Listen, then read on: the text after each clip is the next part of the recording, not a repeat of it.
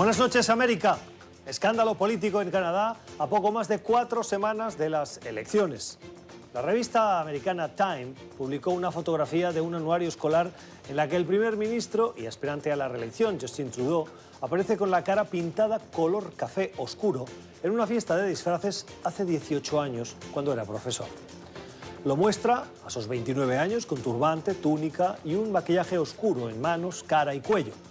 La foto fue tomada en la cena anual de la escuela, cuyo tema ese año era el de las 1001 noches, y él se disfrazó del personaje de Aladino.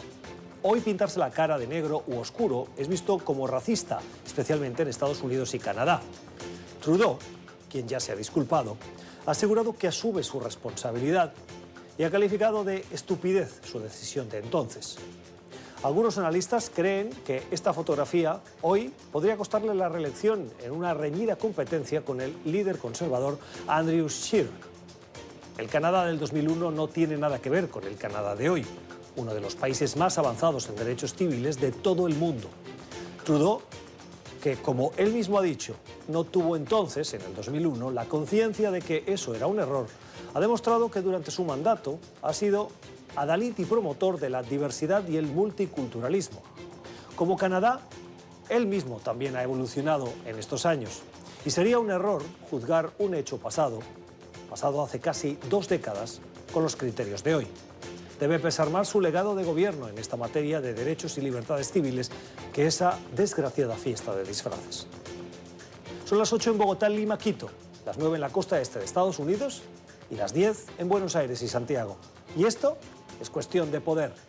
Bienvenidos.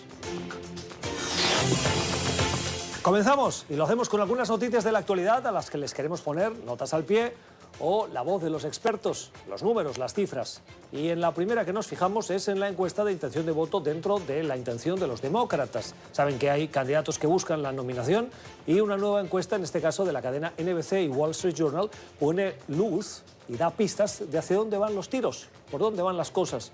Miren la encuesta de los que van por delante. Son 5 nombres que se están afianzando en ese grupo, en ese pelotón de cabeza. Tras 3 debates, la encuesta hace una comparativa entre el mes de julio y este mes de septiembre. ¿Y qué vemos? Que hay 3 nombres que se consolidan a la cabeza: Joe Biden, Elizabeth Warren y Bernie Sanders, seguidos de Pete Buttigieg y de Kamala Harris. ¿Cuál ha sido el comportamiento, la variación entre julio y septiembre de estos candidatos, de estos nombres?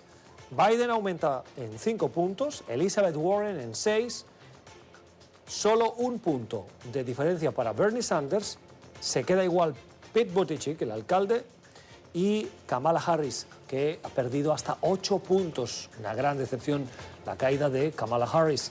Y lo que también vemos en esta encuesta es que Elizabeth Warren y Bernie Sanders, que parecen competir por el mismo espacio dentro del electorado demócrata, se está llevando la delantera Elizabeth Warren y parece ser que ella podría ser la candidata que le disputase a Joe Biden, si las tendencias se mantienen, como vemos en esta nueva encuesta, esa nominación. El favorito Joe Biden, la sorpresa Elizabeth Warren. Otra noticia gráfica que nos ha llamado la atención, esta un poquito más sugerente si les gusta viajar.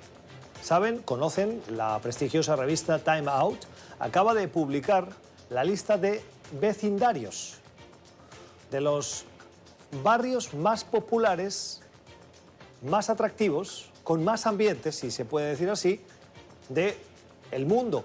Y hace una lista de 50. ¿Cómo han hecho la lista? Antes de mostrarles cuáles son esos barrios y los que son de América Latina. Ha preguntado a 27.000 residentes habituales en esas ciudades populares y les ha dicho: oiga, queremos saber cuál es el barrio donde están abriendo nuevos locales que son atractivos para ustedes los residentes. ¿Cuánto cuesta vivir en estos barrios? Y si es fácil, porque habitualmente los turistas no suelen ir a los barrios donde reside la gente en las ciudades. Suelen estar en zonas que habitualmente son más turísticas, pero que se alejan de esa vida diaria, de ese palpitar de las ciudades. Pues bien, ¿cuánto cuesta? ¿Qué locales nuevos hay?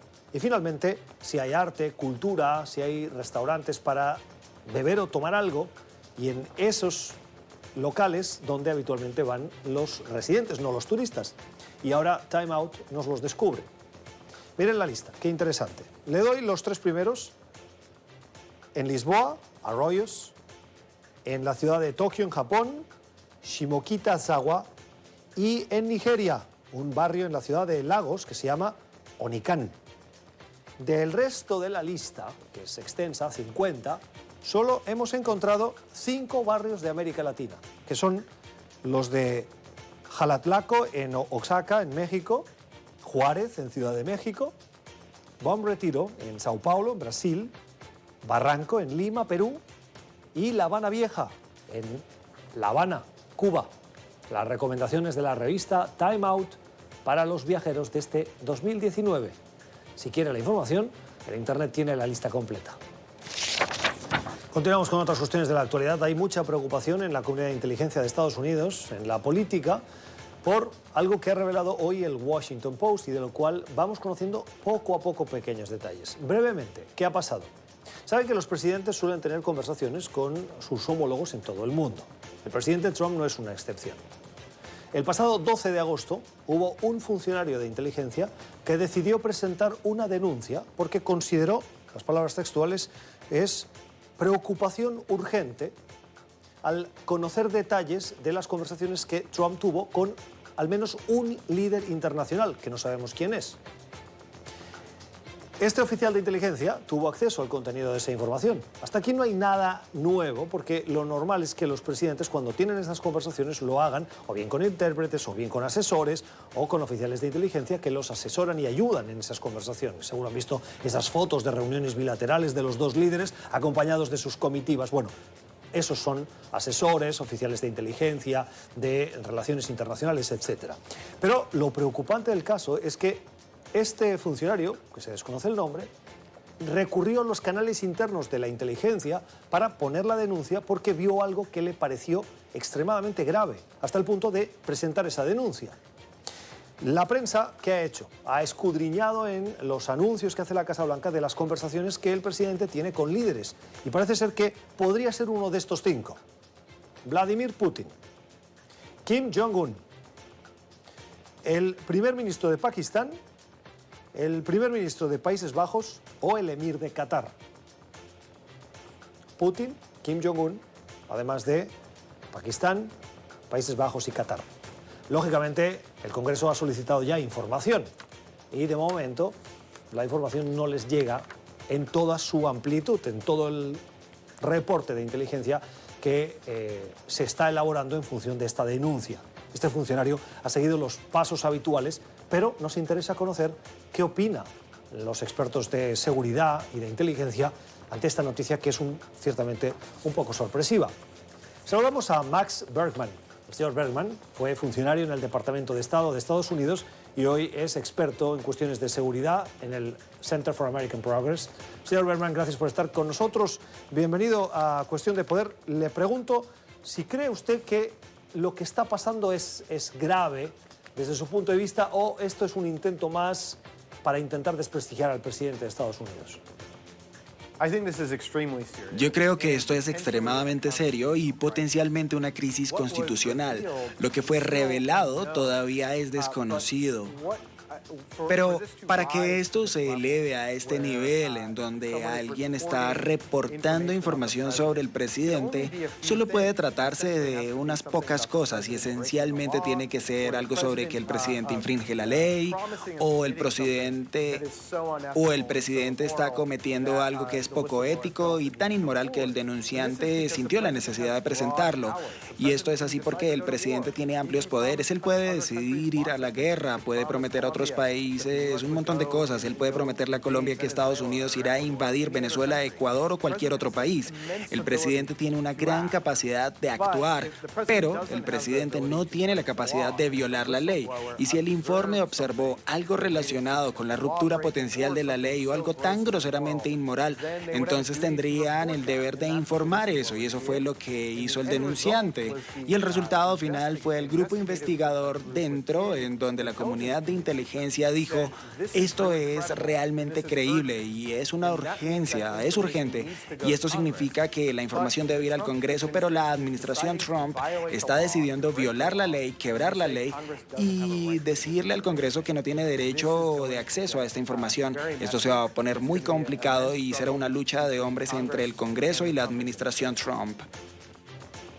¿Tiene precedentes que un funcionario de inteligencia haga una denuncia por esa situación preocupante desde su punto de vista en la historia reciente de Estados Unidos?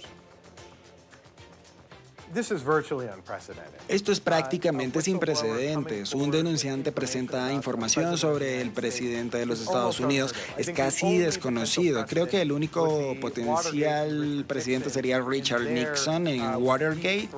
Y allí con la fuente conocida como Garganta Profunda y el fiscal general adjunto, que ahora sabemos quién es o quién fue, salió adelante, reveló esa información no al gobierno, sino para el Washington Post y la prensa en general. Normalmente lo que sucede en Washington es que la información se filtra y luego se convierte en una historia de prensa y luego el país presta atención. Esto es alguien que trabaja a través de los procesos internos del gobierno y dejando al Poder Ejecutivo actuar de manera responsable, por lo tanto, prácticamente no tiene precedentes. Es el análisis de Marx Bergman.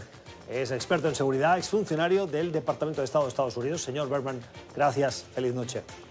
Gracias. Antes de pasar a la siguiente información, simplemente añadir, para completar la historia, que el presidente Trump esta mañana ha negado la información en un mensaje de Twitter. Otra noticia falsa por ahí, nunca termina. Prácticamente cada vez que hablo por teléfono con un líder extranjero, entiendo que puede haber mucha gente escuchando de varias agencias estadounidenses sin mencionar a las de otro país. No hay problema. Y en nuestra lectura recomendada antes de cerrar esta sección de algunas noticias que nos llaman la atención, hoy nos fijamos en el diario LA Times. Hay un artículo que publica un redactor senior de este rotativo, Michael McGough, que hace una crítica a los demócratas con un sugerente título que lleva por nombre o reza así: los llamados a enjuiciar a Kavanaugh, el juez Kavanaugh, no van a ninguna parte y esto no los hace menos irresponsables.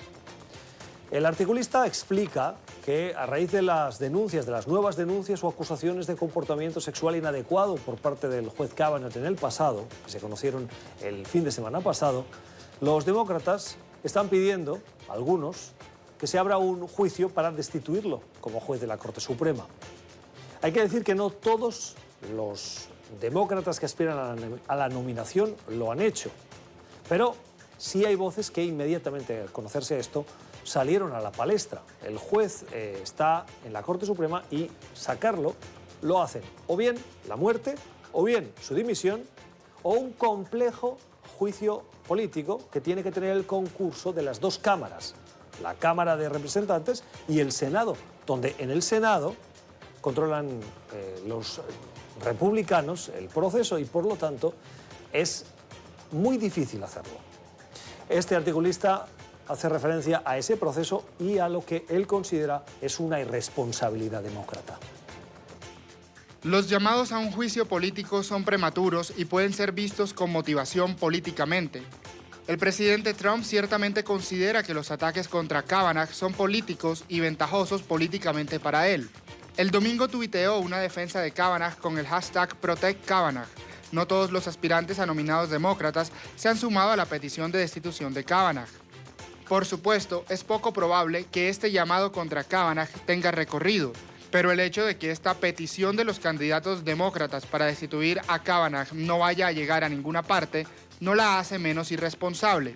Solicitar la destitución de un juez de la Corte Suprema, incluso si se opusieron durante su proceso de confirmación, no debería ser solo otro golpe político. Nuestro artículo recomendado en el contexto de esta precampaña, larga precampaña para las elecciones del 2020. Ya regresamos. Tiempo para la entrevista en cuestión de poder. Hay preocupación en el Departamento de Estado de Estados Unidos por la violación, dicen, sistemática de los derechos humanos en Venezuela. La crisis política, económica, humanitaria, que preocupa ahora por esa constante represión que sufren las voces que discrepan del régimen. Un ejemplo reciente lo tuvimos en una marcha simplemente de funcionarios que salieron a protestar y que fue reprimida, fue confrontada por grupos armados afines al régimen. Es una manera de acallar a las voces que discrepan. Solo por citar un ejemplo, en cualquier democracia del mundo, el derecho a la manifestación está amparado como un derecho básico, en muchos casos constitucional. En Venezuela no. Esa represión, en este caso, se extiende mucho más a presos políticos, a voces que discrepan o que escriben, a medios de comunicación, a la sociedad en general, incluso a la oposición, por supuesto, con presos políticos, como ha reconocido la mayor parte de la comunidad internacional. En el Departamento de Estado esa preocupación le está llevando a volver a poner sobre la mesa esa situación. Esto después del último, el enésimo intento fallido de diálogo que se intentó en Barbados con la mediación de Noruega. Vamos a saludar a Carrie Filippetti. La señora Filippetti es la subsecretaria de Estado adjunta para Cuba y Venezuela de la diplomacia estadounidense. Señora Filippetti, gracias por estar con nosotros. Bienvenida a Cuestión de Poder. Entro preguntándole directamente por esa violación que les preocupa, violación a los derechos humanos en Venezuela. ¿Cree que se ha incrementado recientemente? El régimen absolutamente ha incrementado su represión y eso es porque cualquier régimen incrementará su represión cuando comienzan a desesperarse y hemos visto cómo el equipo de Guaidó ha recibido mucho apoyo y obviamente eso ha puesto al régimen de Maduro contra la pared. Mientras más asustados estén, más van a detener personas sin razón, asesinar personas, torturarlas. Así que como hemos visto este incremento es un signo de que Maduro se está debilitando. Desde su punto de vista, señora Filippetti, ¿cuán grave es la situación en Venezuela? Absolutamente, la situación en Venezuela es una de las crisis más serias que vemos internacionalmente hoy en día. Obviamente, la crisis de Siria es la peor crisis de refugiados en el mundo, pero en realidad la crisis de Venezuela, la crisis migratoria en Venezuela, ahora vemos 4.3 millones de refugiados, así que eso se está acercando mucho a los números de Siria y de hecho, al comienzo de la crisis en Siria veíamos números similares a los que estamos viendo en Venezuela. Así que la crisis es algo que tiene muy serias y peligrosas comparaciones y paralelos. Podemos hacer más para dirigirnos a lo que está pasando en Venezuela, trabajando internacionalmente con nuestros compañeros para presentar opciones de presión más fuertes, apoyar a la Asamblea Nacional y hacer que los integrantes del régimen de Maduro sean responsables por apoyar una dictadura que abusa de su pueblo. ¿Puede darnos algunos ejemplos para dimensionar esa gravedad de esas violaciones de derechos humanos? El reporte de la ONU que fue presentado por Michelle Bachelet en junio es quizás el mejor ejemplo de los tipos de cosas que estamos viendo dentro de Venezuela hoy en día. Así que en junio ya presentó cómo ha habido unos 6.800 asesinatos extrajudiciales cometidos por el régimen de Maduro en el curso de unos 18 meses. Y cuando comparas ese número con el mismo periodo en Venezuela, en la historia de Venezuela, ves que es un quinto de cada asesinato en Venezuela fue cometido por el régimen de Maduro. Esos son números astronómicos. Estamos viendo cómo 90% de los hospitales se les ha negado el acceso a cuidado médico básico y estamos viendo docenas de personas sufriendo por desnutrición cada día. Personas están muriendo cada día y el régimen de Maduro está enfocado no en proveer este tipo de alivios, sino en pagarles con petróleo a los rusos, a los cubanos y a los chinos, así que muestra las prioridades y la naturaleza del régimen con el que estamos tratando. Algunos han visto el proceso de diálogo como un intento de ganar tiempo, como de manual. Este incremento de la represión y ese fracaso en el diálogo que en el fondo está dando tiempo y un cierto aire al régimen de Maduro, ¿creen que forma parte de una misma estrategia? Desafortunadamente sí, creo que el régimen de Maduro, su estrategia para mantenerse en el poder es continuar usando crueldad, intimidación y coerción. Hemos visto cómo no fue suficiente que robaron 350 millones de dólares del programa CLAP, que se supone que es un programa humanitario. Hemos visto cómo fuerzan a las personas a pasar hambre y una vez que están pasando hambre vienen y les dan una petición que deben firmar a que no quieren más a Trump para poder darles un pedazo de pan. Incluso eso muestra la desesperación del régimen de Maduro. Ellos van a continuar incrementando su represión, sus detenciones arbitrarias, asesinatos, para poder tratar de demostrar que son fuertes, pero todo el mundo puede ver lo que está pasando, que es que ellos son débiles, están asustados y solo tienen una herramienta que les queda, que es la crueldad. Van a continuar usándola, pero no van a intimidar al pueblo venezolano. ¿Cómo valora usted el reciente acuerdo anunciado en las últimas horas entre el régimen de Maduro y una parte de los partidos de oposición en la Asamblea Nacional? Es importante cuando dices partidos políticos pequeños, no se trata de eso, estamos hablando en realidad de una gran cantidad de políticos que están buscando sus intereses personales para asociarse con el régimen de Maduro. Este acuerdo, por decirlo de alguna manera, no se dirige ni trata el problema central, que son elecciones presidenciales que no estén bajo el auspicio de Maduro. La razón por la que estamos viendo esta crisis hoy en día es porque en mayo de 2018 Maduro hizo unas elecciones que fueron condenadas por la comunidad internacional como no justas y no libres. Y este acuerdo, por decirlo de alguna manera, ese arreglo con estos actores, no llega a la raíz de este problema. Fue dejado claro por la Asamblea Nacional que no apoyan a estos actores, que la oposición democrática se mantiene unida y no tiene nada que ver con estos actores. Y hemos visto que lo que ellos han llamado buscando con la Asamblea Nacional no ha sido logrado hasta el momento. Así que fallaron en una de sus metas en estos pocos días, así que es desafortunado que haya actores como estos que estén buscando sus propios intereses, pero eso pasa en todos los países, así que seguimos apoyando al pueblo venezolano y a la oposición verdadera. Cualquier negociación, cualquier acuerdo tiene que ser hecho con los actores democráticos verdaderos en Venezuela, que son representados por el presidente interino Juan Guaidó y la Asamblea Nacional. Señora Filipetti, entre sus responsabilidades está la de ser secretaria de Estado adjunta para Cuba y Venezuela. ¿Cuál es el rol de Cuba en el sustento del régimen de Maduro? El régimen cubano es en gran parte responsable por esta situación hecha por el régimen de Maduro. Hemos visto cómo ellos han recibido petróleo de Venezuela en cambio de proveerles espías, equipos militares, han provisto guardias de seguridad para cubrir a Nicolás Maduro. Hemos visto y sabemos que la milicia venezolana y muchos venezolanos no están interesados en proteger a Maduro porque saben que él es la fuente de sus problemas, sino que el régimen de Maduro entonces busca actores internacionales para conseguir ese apoyo. Sin los cubanos, la dictadura venezolana se terminaría. Los cubanos están interfiriendo con la soberanía de Venezuela al hacer revisiones de lealtad con los militares, al llevarlos a campos de castigo cuando muestran que no son leales a Maduro. Y los militares no deben defender a Maduro, sino la Constitución venezolana. Y ellos los que han hecho esto han sido enviados a prisión como un resultado de la mano cubana. ¿Está la administración estadounidense preparando nuevas sanciones contra el régimen de Maduro? No puedo hablar sobre sanciones específicas que tomaremos, pero estamos comprometidos a continuar la campaña de presión que hemos visto que ha traído al régimen de Maduro a la mesa de negociación, que ha sido efectiva en asegurarnos de que los recursos no se les roben al pueblo venezolano. Hasta la fecha, Estados Unidos no forma parte técnicamente del Grupo de Lima, si bien van coordinados casi de la mano. Estados Unidos le pide a los gobiernos de América Latina de ese Grupo de Lima que den un paso más y que impongan nuevas sanciones al régimen de Maduro.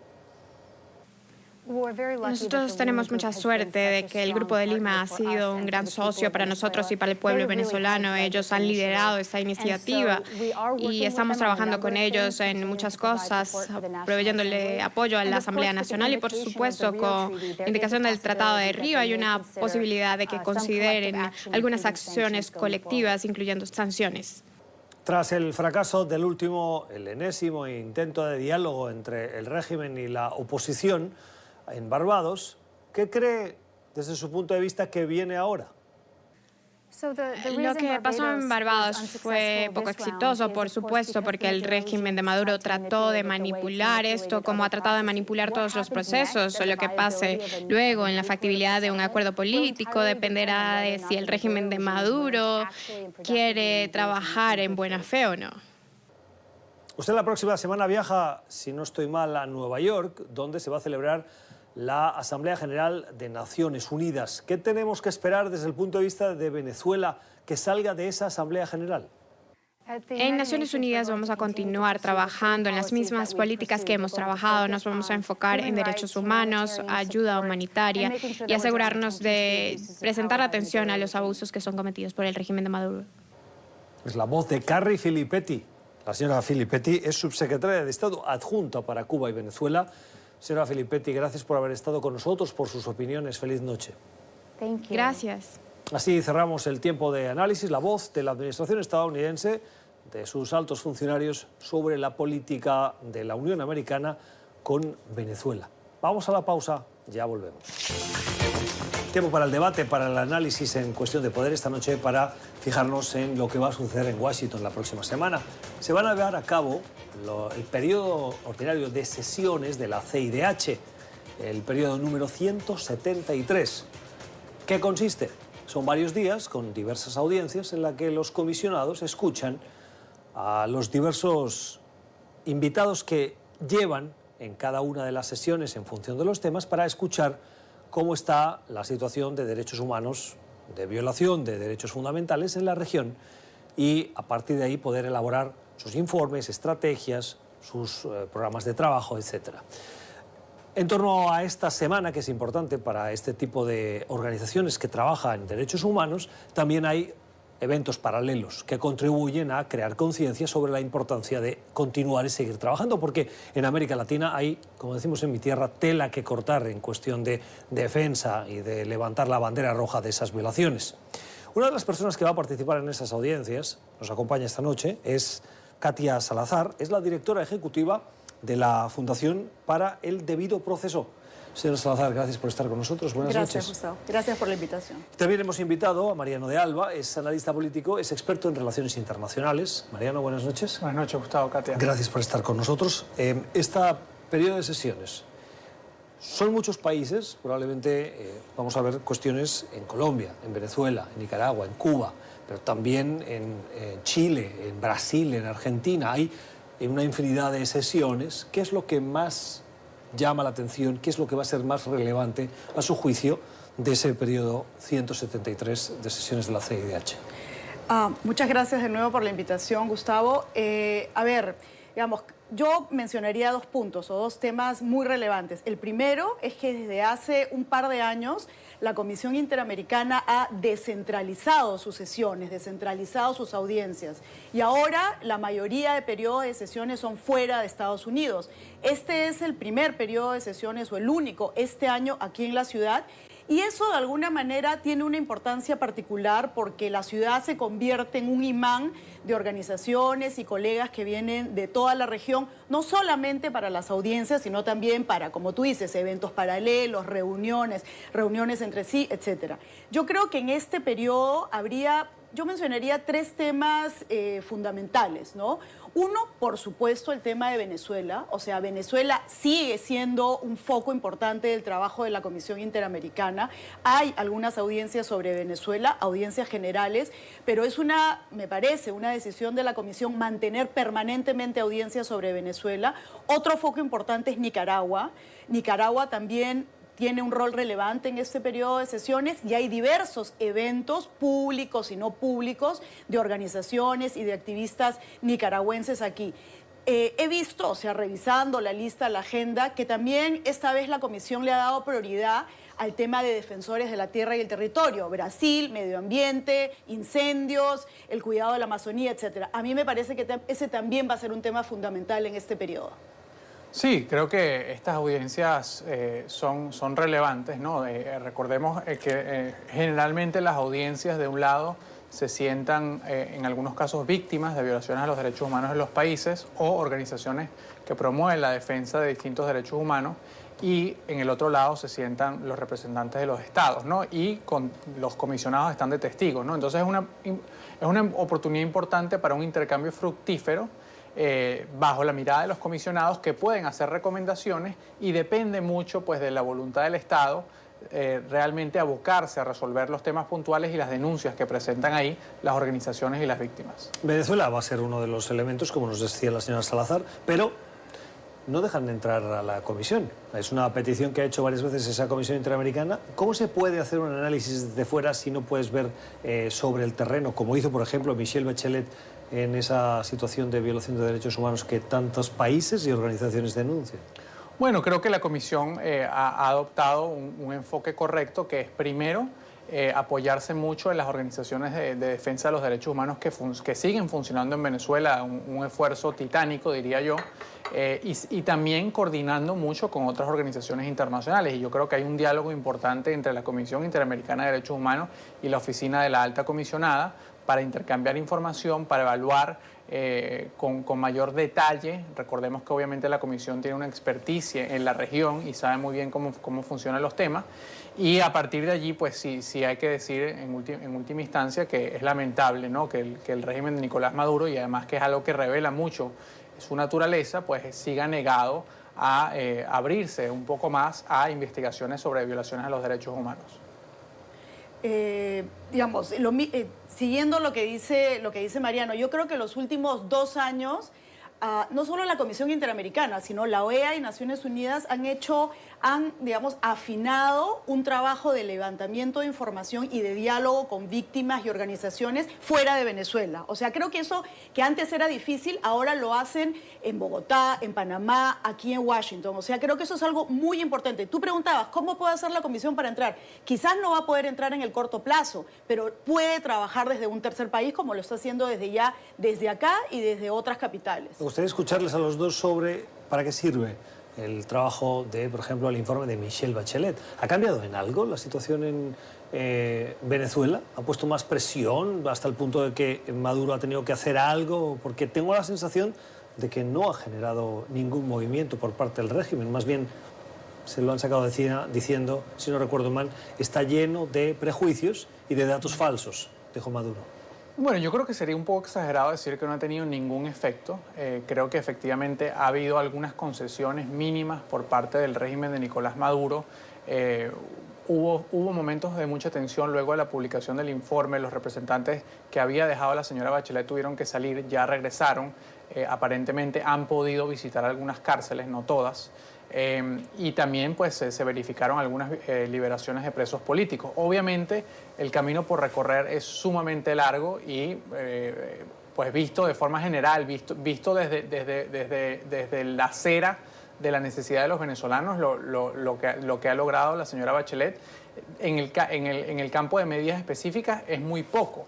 Ahora, el gran problema que tiene el régimen de Nicolás Maduro a raíz de ese informe es, uno, que de alguna forma el hecho de que la señora Bachelet haya ido a Venezuela en visita oficial y luego haya salido ese informe, pues de alguna forma, desde un punto de vista político, le hace muchísimo daño al discurso del régimen que sobre todo en grupos de izquierda a nivel mundial seguía siendo defendido. Y en segundo lugar, le da una herramienta muy poderosa que desde mi punto de vista no ha sido utilizada suficientemente todavía, lamentablemente, a los países de la comunidad internacional para seguir aumentando la presión.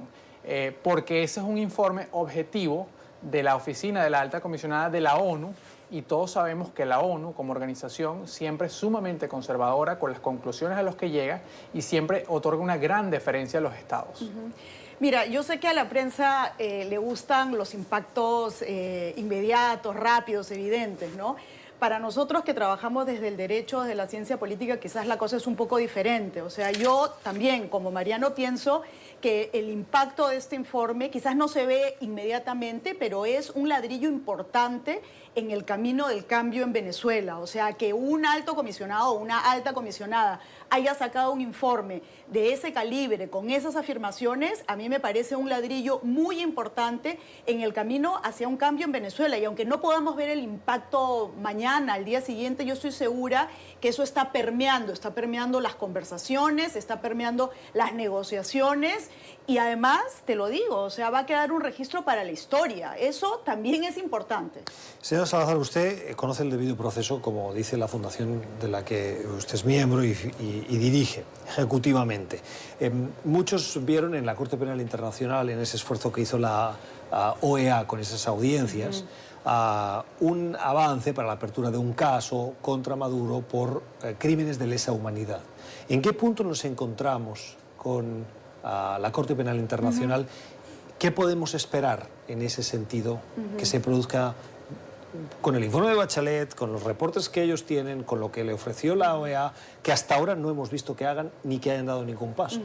Bueno, a ver, en este momento, para que el público lo conozca, lo sepa, existe una investigación preliminar en la Corte Penal Internacional por la supuesta comisión de crímenes de lesa humanidad en Venezuela. O sea, todavía no se ha iniciado una investigación oficial.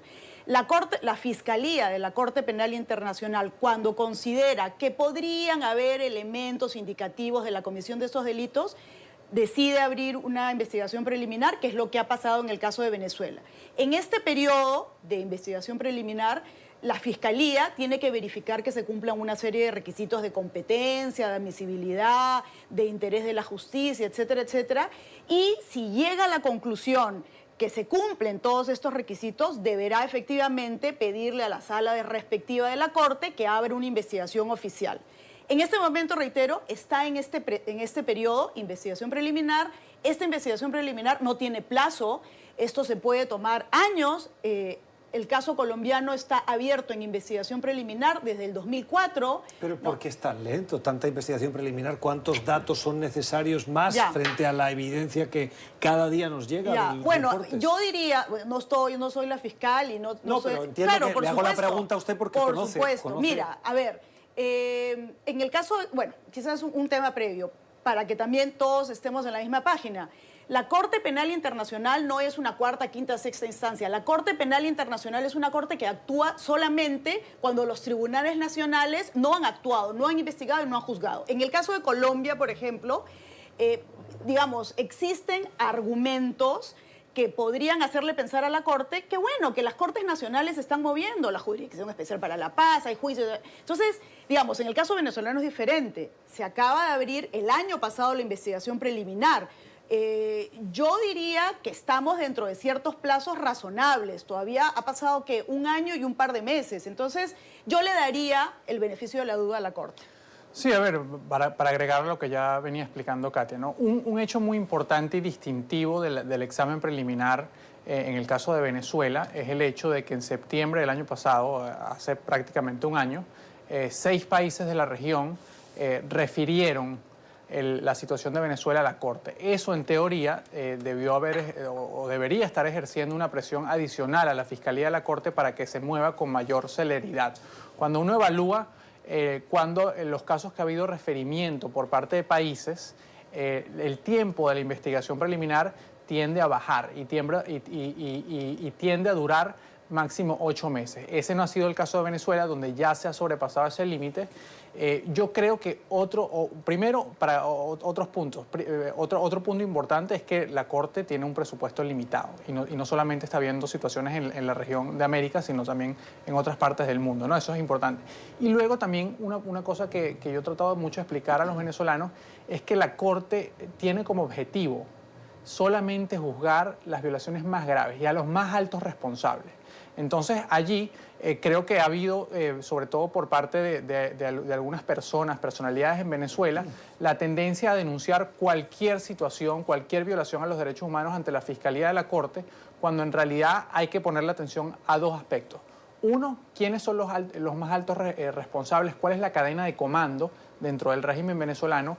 Y 2, cuando realmente se trata de una situación de crimen de lesa humanidad, porque no toda violación a los derechos humanos constituye un crimen de lesa humanidad. Tiene que ser una violación sistemática que forme parte de una política del Estado y, por lo tanto, las situaciones de crímenes de lesa humanidad no son tan frecuentes como son las violaciones a los derechos humanos.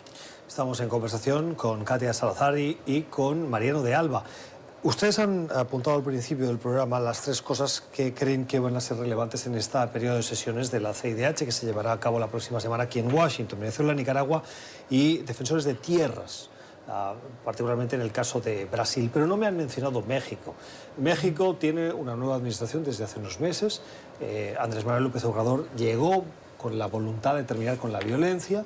Algunos no han visto resultados en ese esfuerzo y lo que sí vimos es que recientemente, algo que ha preocupado mucho a la comisión, señora Salazar, es ese caso de los 43 estudiantes de Ayotzinapa, que se reabrió el caso y dijo Andrés Manuel López Obrador, hay que sanar una herida que nos afecta a todos. ¿Cómo se puede sanar esa herida particular de Ayotzinapa y de la violencia en México en general? Uy, esta es la pregunta del millón. Pero mira, primero para responder tu inquietud sobre la Comisión y México. La relación de la Comisión Interamericana con México fue muy turbulenta, digamos, durante el gobierno de Enrique Peña Nieto. Personalmente yo trabajo mucho en México, mi oficina está muy involucrada en temas mexicanos y a mí me hubiera encantado que hubieran muchas audiencias sobre México para tocar todos estos temas. No ha sido el caso. Yo creo, por supuesto, yo no me puedo poner, no represento a la comisión, pero yo me imagino que la comisión está esperando a que pase un poco de tiempo, porque tampoco, digamos, puede ver como algo muy como equilibrado pedirle cuentas a un gobierno que acaba de ingresar. Yo creo que ellos están esperando un poco.